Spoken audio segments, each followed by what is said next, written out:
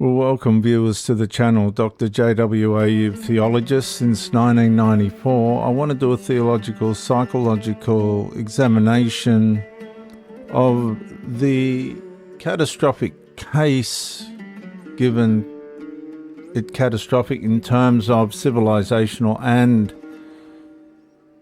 constitutional case of Tickle versus Giggle, not to point out the individuals, just the construct of which this serial collusion with delusional catastrophe is built on. Let's have a look. The courtroom doesn't look irrational, and that's what makes the catastrophe more dangerous. The robes remain sober. The language remains disciplined. The judge carries institutional weight. Yet beneath the calm legal surface, a deeper pathology forms. Not individual madness, serial institutional collusion. I'm going to say that again. Serial institutional collusion. One system repeats the premise. Another system protects it, another system funds it, another system teaches it, another system punishes resistance to it. Eventually, delusion no longer appears as delusion. It appears as policy.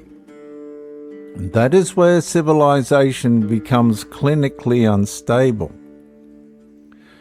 Because the first collapse is not external, viewers, it is perceptual.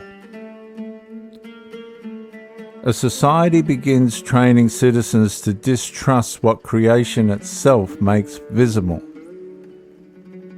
Female embodiment remains materially real. Male embodiment remains materially real. Reproductive structure remains materially real. Vulnerability patterns remain materially real. Yet the institutional atmosphere increasingly demands a second reality layered over the first. But by what real authority? The psychological wound deepens when people must live inside that split. They see one thing, they are required to say another, they feel the contradiction, they learn silence as survival. And this is not mere disagreement. It is reality splitting under illegitimate authority pressure. And the delusion becomes serial because no institution wants to be the first to stop the procession. Courts legalize it, media sanitizes it, academia theorizes it, corporations enforce it, schools normalize it, and bureaucracies operationalize it. And by the time ordinary people resist, the delusion has acquired uniforms, policies, HR language, legal precedent, moral slogans, and punishment mechanisms. Ask Sal Grover. Viewers, that is the pathology. Fantasy becomes administrative, but fantasy does not become reality because institutions cooperate with it. It becomes more dangerous, more catastrophic. And the deeper the theological catastrophe is, that delegated authority begins acting as creator authority. Courts no longer merely restrain wrongdoing. They begin managing ontology.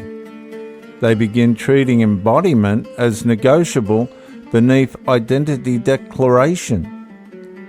They begin placing legal recognition above created divine order. And that is not bold, that is pathological. That is judicial fanaticism. Not because law has no place, but because law has forgotten its place. Babel attempted unified meaning without submission. Egypt hardened power against truth. Babylon intoxicated itself with imperial self-glory. Rome possessed legal grandeur while moral coherence rotted beneath the surface. The pattern repeats. In Australia, in a 200-year-old country, after millenniums of lessons and warnings not to repeat. But despite consequential civilisation, catastrophe, the pattern repeats. Collapse begins when authority detaches from reality and demands civilization to call the detachment justice. Viewers, the most severe judgment is not always immediate destruction. Sometimes judgment is handed over confusion. The language fractures, the categories dissolve, the courts lose moral credibility, women lose protective boundaries, families lose confidence, citizens lose trust, and truth becomes socially expensive. Then civilization wonders why anxiety spreads, why institutions are dispersed and despised, and why ordinary people feel governed by theatre. The answer is simple, viewers. A society cannot remain whole while legally rewarding denial of reality. I'm going to say that again. The answer is simple. A society, anywhere on the planet, cannot remain whole while legally rewarding the denial of reality. Quote, rewarding the denial of reality. And viewers, the divine verdict stands above every judicial